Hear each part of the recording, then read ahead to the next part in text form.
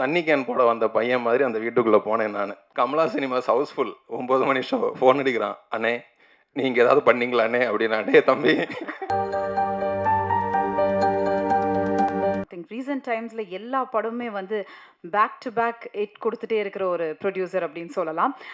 நான் அப்படின்றார் ஒரு சவுண்ட் கொடுக்குறாரு. பட் நான் சார் கிட்டே இதை கேட்டேன், what maybe this is your key to success. அது ஒரு மந்த்ரா மாதிரியே இருக்கே, எப்படி how do you choose the movies you know. அந்த அளவுக்கு அஃப்கோர்ஸ் வித் லவ்வும் ரொம்ப அழகாக ஒரு ஹிட் கொடுத்துருக்கு. So thank you sir for that. So அடுத்தபடியாக எம்ஆர்பி என்டர்டெயின்மெண்ட் வந்து மகேஷ் சார் ஒரு சில வார்த்தைகள்.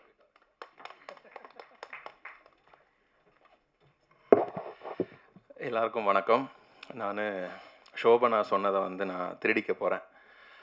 நீங்கள் இல்லாமல் நாங்கள் இல்லை. நல்லா இருந்துச்சு அது. நிஜம்தான். நீங்கள் எல்லாம் இல்லாமல் நாங்கள் இந்த டீமே இல்லை.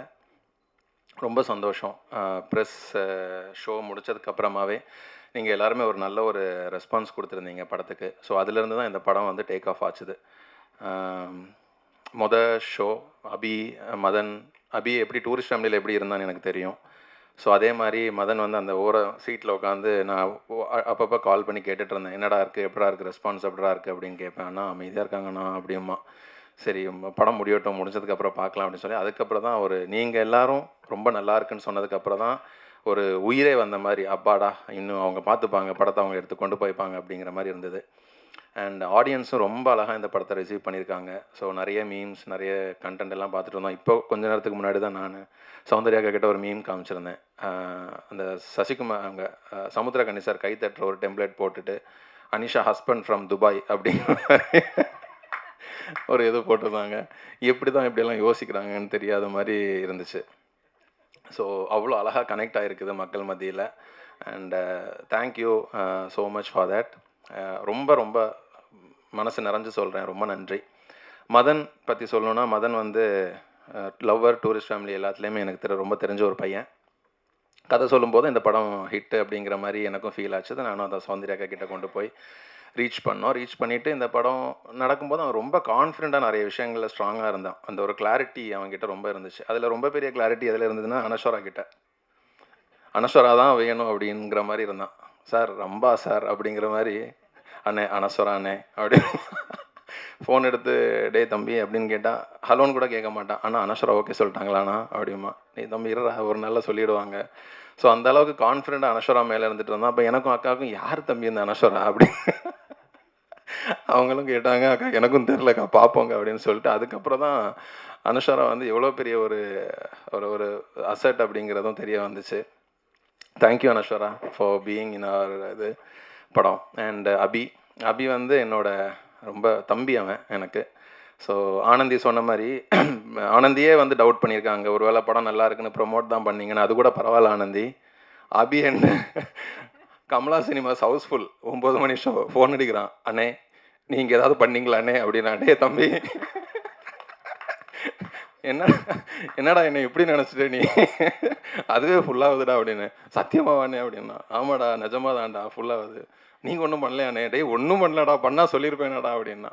அப்புறம் ஆடியன்ஸ் எல்லாம் வந்து பார்த்ததுக்கப்புறம் தான் நம்பினேன் என்னைய. ஓஹோ ஓகே அண்ணன் ஒன்றும் பண்ணலை அப்படிங்கிற மாதிரி.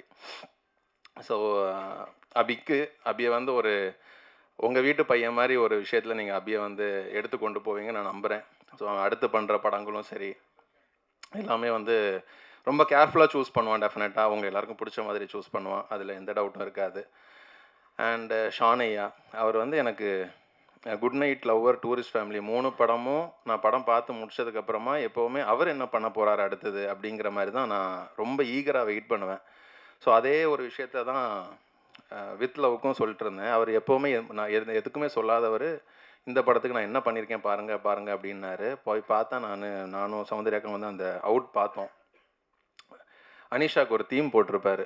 நான் அவர்கிட்ட சொன்னேன், இது நீங்கள் போட்டிங்களா, உங்களுக்குள்ள அவர் ஒருத்தர் உண்டு, அவர் போட்டாரா? அவர் நம்புகிற காடு, வேறு எதுவும் இல்லை. ஸோ அவர் போட்டாரா அப்படின்ட்டு நானும் மதன் கிட்ட நான் பேசிகிட்டு இருந்தேன். அந்த இதை மட்டும் டே எப்படா இந்த மியூசிக் வாங்கினேன் அப்படின்னானே. நான் ஒரு உண்மை சொல்லட்டுமானே அப்படின்னா. சொல்கிறா அப்படின்னேன். 10 நிமிஷம் ஆச்சுனே அந்த மியூசிக் போடுறதுக்கு. மிக்சிங்கில் வச்சு நடந்துச்சுனே அப்படின்னா. மிக்சிங்கில் வச்சா என்னடா சொல்கிறேன், நான் ஏதோ பயங்கரமாக ஏதோ வேலை பார்த்துருப்பீங்க அப்படின்னு சொல்லி பார்த்தா இல்லைண்ணே, கடைசி 10 நிமிஷத்தில் நடந்த விஷயம்னே அது. ஸோ அந்த மேஜிக் வந்து ஷானையாவில் மட்டும்தான் முடியும். இன்றைக்கி அவருக்கும் ஒரு மீம் கண்டென்ட் ஒன்று பார்த்தேன். அது அவருக்கும் நான் அனுப்பிச்சி வச்சுருந்தேன். அது மேபி நான் மீம் கண்டென்ட் தான், என்னோடது இல்லை. அதில் வந்து போட்டிருந்தாங்க, இளையராஜா சாரை கம்பேர் பண்ணி போட்டிருந்தாங்க. ஸோ ஹாப்பி அதை நான் பார்க்கும்போது. ஸோ அவருக்கு அந்த ஒரு இது இருந்துகிட்டே இருக்குது. அண்ட் என்னோட டீம் விஜய் எம்பி, பாலா, பிரசாந்த், ஷரத் எல்லாம் இருக்காங்க.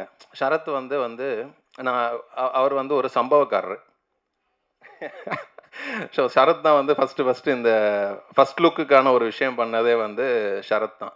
அதுலேருந்து தான் இந்த படத்தோட விஷயங்கள் வந்து கொஞ்சம் கொஞ்சமாக டேக் ஆஃப் ஆச்சுது. அந்த ஃபஸ்ட் லுக்கை எங்களுக்கு செஞ்சு கொடுத்தது சூப்பர் ஸ்டார் ரஜினி சார். அது எங்களுக்கு மறக்கவே முடியாத ஒரு விஷயம். ஒரு அபி ஒரு புது டெபியூட் டைரக்டர், ஐ மீன் இப்போ ஹீரோ. அதுக்கப்புறமா அண்ட் மதன் வந்து ஒரு புது பையன். நாங்கள் எல்லாம் டீமாக சேர்ந்து ஒரு பண்ணுறோம். அந்த ஃபஸ்ட் லுக்கை வந்து அவரோட கையால் பிளெஸ்ஸிங்ஸால் அதை பண்ணி கொடுத்தாங்க. ஸோ அதுலேருந்தே இந்த படத்தோட ஹைப்பில் ஒரு எதிர்பார்ப்பு ரொம்ப நல்லா இருந்துச்சு.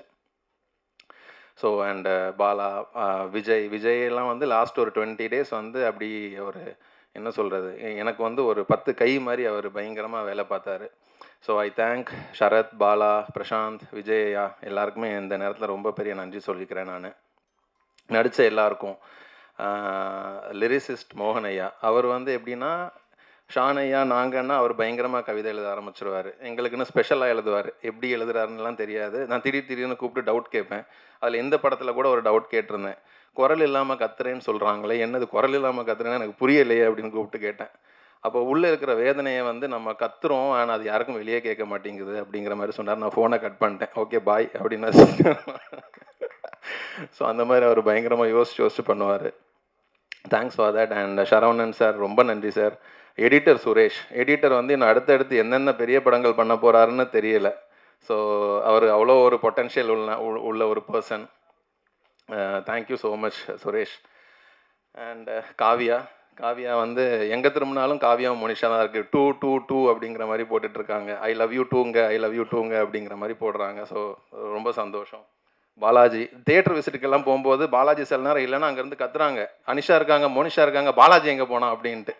அப்போ அவ்வளோ பாலாஜி உள்ளுக்குள்ளே இருந்துட்டு இருக்காங்க. ஸோ அந்த மாதிரி ஒரு character. Thank you. And Theni Murugan sir ரொம்ப நன்றி sir. And last but not least அக்கா தம்பி. இது அந்த ப்ரெஸ் மீட்டு நாங்கள் கொடுக்குற விஷயங்கள் எல்லாம் வந்து எல்லோரும் கேட்குறது, அது என்னங்க அக்கா, நீங்கள் அக்கான்றீங்க அவங்க தம்பின்றாங்க, நீங்கள் அக்கான்றீங்க அவங்க தம்பின்றாங்க. அபிக்கே அது உள்ளே இருக்குதுங்க எனக்கு அப்போ தான் தெரியும். ஸோ இது வந்து 10 வருஷம் நட்பு, ஐ மீன் உறவு. நான் 2016-17 நானும் அக்காவும் பேசிக்கும் போது அவங்க என்னை தம்பின்னு தான் கூப்பிடுவாங்க, நான் அவங்க அக்கான்னு தான் கூப்பிடுவேன். அதே விஷயந்தான் இங்கே சினிமாலேயும் தொடருது. ரொம்ப ரொம்ப ஹாப்பியாக ரொம்ப சந்தோஷமாக இருக்குது நாங்கள் 2 பேருமே ட்ராவல் பண்ணுற விஷயங்கள். ஸோ அக்கா வந்து ஒரு பெரிய ஒரு சப்போர்ட் எங்கள் டீமுக்கு, ரொம்ப ரொம்ப பெரிய சப்போர்ட். சில விஷயங்கள் எங்களால் பண்ண முடியாது, அவங்க ஒரு ஃபோன் காலில் பண்ணி முடிச்சுட்டு போயிடுறாங்க. பரபரப்பாக நாங்கள் ஏதாவது சுற்றிட்டு இருப்போம். கடைசி தான் ஏதாவது பிரச்சனைனா கடைசி தான் அக்கா கிட்டே போவேன். அக்கா அப்படிமே, என்ன தம்பி அப்படிம்பாங்க, இது இப்படி இருக்குக்கா, சரி வை இந்த வரேன் அப்படிம்பாங்க. சம்பவத்தை முடிச்சிட்டேன் அப்படிம்பாங்க, சரிக்கா ஓகேக்கா. ஸோ அந்த மாதிரி ஒரு விஷயம். ஸோ ஒரு சின்ன விஷயம் நான் இங்கே சொல்கிறேன், மேபி ரொம்ப டைம் எடுத்துக்கல. நான் வந்து 5th ஸ்டாண்டர்ட் படிக்கும்போது தான் ஃபஸ்ட்டாக ரஜினி சார் வீடை வந்து முதல்ல நான் பார்க்குறேன். அது வரை நான் பார்த்ததே கிடையாது. என்னோட மாமா தான் கூட்டிகிட்டு போகிறாரு. கூட்டிகிட்டு போகும்போது அங்கே கரீம் பாய் அப்படின்னு சொல்லிட்டு ஒரு வாட்ச்மேன் இருந்தார். அந்த வாட்ச்மேனு நானும், நான் 5th ஸ்டாண்டர்ட்லேருந்தே எப்போல்லாம் லீவ் கிடைக்குதோ அப்போல்லாம் ரஜினி சார் வீட்டில் போய் கேட்டில் போய் நிற்பேன். அவர் விரட்டி விட்டுருவார், போயிடுங்க இங்கெல்லாம் நிற்கக்கூடாது அப்படின்னு சொல்லி போயிட்டு விட்டுருவார். அப்போ நான் 5th 6th 7th 8th 9th 10th 12th முடிச்சுட்டு வரைக்கும் என்னோடய வளர்ச்சியும் அந்த வாட்ச்மேன் பார்த்துட்டே இருக்கிறாரு. திடீர்னு ஒரு நாள் கேட்டார் என்கிட்ட, நீங்கள் என்ன பண்ணுறீங்க அப்படின்னு கேட்டால், நான் சொன்னேன் நான் பைலட்டுங்க, இதுதான் என்னோடய பைலட் லைசன்ஸு. ஸோ பைலட்டா அப்படின்னாரு. ஆமாம். நீ எத்தனை வருஷமாக இங்கே வர அப்படின்னாரு. நான் ஒரு 10 வருஷமாக வந்துட்டுருக்கேன். உனக்கு என்ன தான் வேணும் அப்படின்னாரு. எனக்கு ஒரு ஃபோட்டோ வேணுங்க, வேறு ஒன்றும் இல்லைங்க அப்படின்னு சொல்லி தண்ணி கேன் போட வந்த பையன் மாதிரி அந்த வீட்டுக்குள்ளே போனேன் நான். ஸோ போயிட்டு இன்றைக்கி நான் வந்து சௌந்தர்யாக்கா கூட சேர்ந்து நான் ஒரு படம் பண்ணுறதுங்கிறது வந்து ஒரு பெரிய ஒரு பிளெஸ்ஸிங்.